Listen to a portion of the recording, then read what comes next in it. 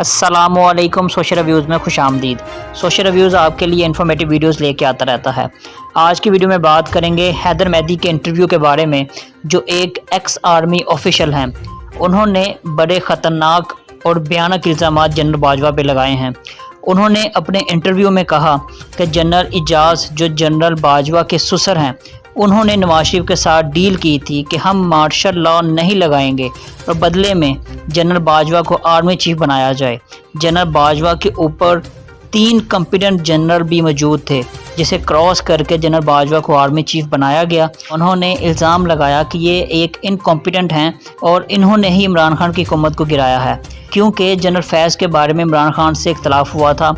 और वो इख्तलाफ इस वजह से हुआ कि जनरल फैज़ इमरान खान को अंदर की बातें बताते थे, क्योंकि वो अपोजिशन पार्टी के साथ मिल रहे थे और लास्ट समर में अदम एतमाद की तहरीक भी डील होनी थी। जब इमरान खान ने जनरल बाजवा से पूछा तो उन्हें डाउट हो गया कि यह खबर जनरल फैज़ ने दी है। इसी वजह से उनका ट्रांसफ़र किया गया और DGISI की पोस्ट से हटाया गया। और उन्होंने इल्ज़ाम लगाया कि जनरल बाजवा ने फजलुर रहमान को कहा कि धरना दें, क्योंकि उन्होंने एक्सटेंशन लेनी है 3 साल की, और वो अपने प्लान में कामयाब भी हो गए। ये ऐसे इल्ज़ामात हैं कि सारे इंटरनेट और मीडिया पे इस इंटरव्यू पे डिस्कशन चल रही है।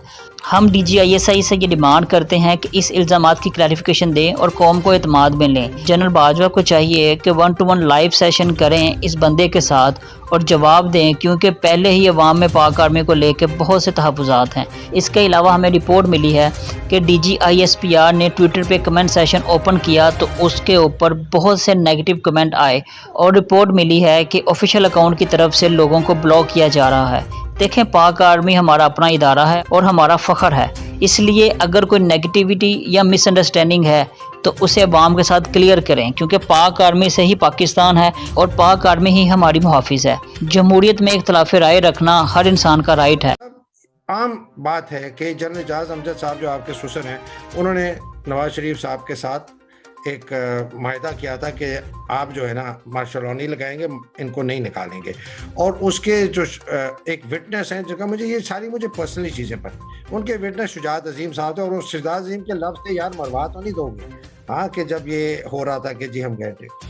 फिर ये मुझे बताएं कि जब उस वक्त इतने अच्छे 3 जर्नल थे, अशफाक नदीम था, जुबैर था जो बाद में 4 स्टार बना जॉइंट चीफ, जावेद रमदे था, वो सब आउटस्टैंडिंग ऑफिसर अपने कोर्स के। और ये जो बिल्कुल ही एक मतलब इनके PMA में इनका निकनेम था बगलोल, मुझे कहना नहीं चाहिए, but this was his nickname, that is what his reputation was. इनको आपने बना दिया। जनरल बाजवा को मुझे ज़ाती तौर पर उन्होंने कहा कि मैंने नवाज शरीफ को बाहर भिजवाया है कह के, तो ये भी हमें पता है क्यों भिजवाया, और आपको पता था उसने वापस नहीं आना। फजलुर रहमान कसम कहता है मैं कुरान पे हाथ रखने के दौरान मेरे सामने जनरल बाजवा को रखो, फैज़ हमीद को बिठाओ, मैं उनसे कहूँगा आप लोगों ने मुझे नहीं कहा था पहला धरना करने के लिए। ये भी मैं आपको बता दूँ, मैंने लिखा नहीं, इससे पहले PM इमरान के पास कुछ ऐसी एविडेंस आया था कि जनरल साहब शहबाज शरीफ के साथ बातचीत शुरू कर दी थी बैक चैनल्स में, और ये वोट ऑफ नो कॉन्फिडेंस और इस तरह की बातें शुरू हो गई जो उनको इल्म था। उन्होंने जब इनको कन्फ्रंट किया तो इनकी बहुत आपस में वो जो कहते हैं ना टफ टॉक हुई। इन्होंने अपने आप को डिफेंड किया जी कि मेरे पास तो ये लोग सब लोग आते हैं बातें करते हैं। उन्होंने कहा वो तो ठीक है, लेकिन ये आप उनको वोट ऑफ नो कॉन्फिडेंस का मशवरा क्यों दे रहे हैं। और ये पुराने समर की बात है, जब वो कहता है ना मुझे जून से ही पता था, तो ये बात वहां से शुरू हुई। तो अब जनरल साहब बाजवा साहब को भी ये पता चल गया कि ये बातचीत आई है इनके पास या तो IB के थ्रू या ISI के थ्रू, चांसेस हैं कि ISI के थ्रू आए। उन्होंने फैसला कर लिया कि फैज़ हमीद को निकालो, because Faiz is now more loyal to the prime minister than he is to the army chief. और फैज़ को होना भी चाहिए, ISI का चीफ जो है वो PM को रिपोर्ट करता है, आर्मी चीफ को नहीं करता, आई मीन टेक्निकली। तो हुआ ये कि इनका हो गई, पेचा पड़ गया। जब पेचा पड़ा तो इन्होंने कहा कि जी मैं तो नहीं चेंज करूंगा, आप इसको रहने दें। इमरान को पता था कि अगर मैंने फैज़ गया तो मेरी जो एक इंसाइट है इनटू व्हाट इज हैपनिंग वो खत्म हो जाएगी। वो अपने सर्वाइवल के लिए कर रहा था फ्रैंकली। तो झगड़ा हो गया। उन्होंने बड़ी कोशिश की, मैं छोटी बात करता हूँ, उन्होंने बड़ी कोशिश की कि वो किसी तरह वो नहीं रहे। फिर एंड में इमरान गेव इन। इमरान ने अपने MS को कहा, ये मैं this is again first hand information, Imran से नहीं है, मुझे कहीं और से। MS ने फ़ोन किया इनके MS को और कहा कि भाई आप फैज़ हमीद की पोस्टिंग ही हैज़ एग्रीड, आप कर। अब इनको यही वही प्रोसेस फॉलो करना चाहिए था जो पहले था। 3 नाम लेके आते प्राइम मिनिस्टर के पास और कहते जी इनमें से 3, चलो ये नदीम अंजुम है, इसी को आप हाँ कर दें, वो कर भी देता, शायद नहीं किया।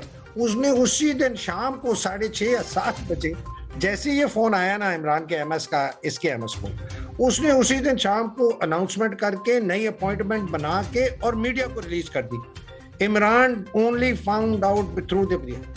तो ये जो सवाल मैं उठा रहा हूं ना कि भाई ये आप तो ऑलरेडी आपके हाथ रंगे गए थे। General Bajwa was already in play to get rid of Imran starting last summer. जो है कि लोग मुझे कहते हैं यार हैदर तुम जो जनरल बाजवा आर्मी चीफ है, तुम उसको ना कहते हो कि ये गद्दार है। मैं कहता हूँ यार बिल्कुल गद्दार।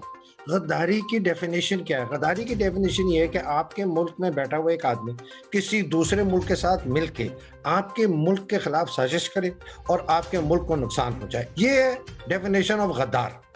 अगर ये डेफिनेशन गद्दारी की है और मिलकर पाकिस्तान के खिलाफ अंदर बैठे वाले चोरों डाकुओं के साथ मिलकर एक साजिश की, एक हुकूमत को निकाला और एक डाकुओं को ले आए, तो ये गद्दारी हुई। इसमें मुझे तो कोई समझ नहीं आता कि गद्दार ये लफ्ज सख्त है, लोग घबरा जाते हैं, गद्दार, traitor, but that is exactly what general Bajwa has done. General Bajwa has committed tragedy.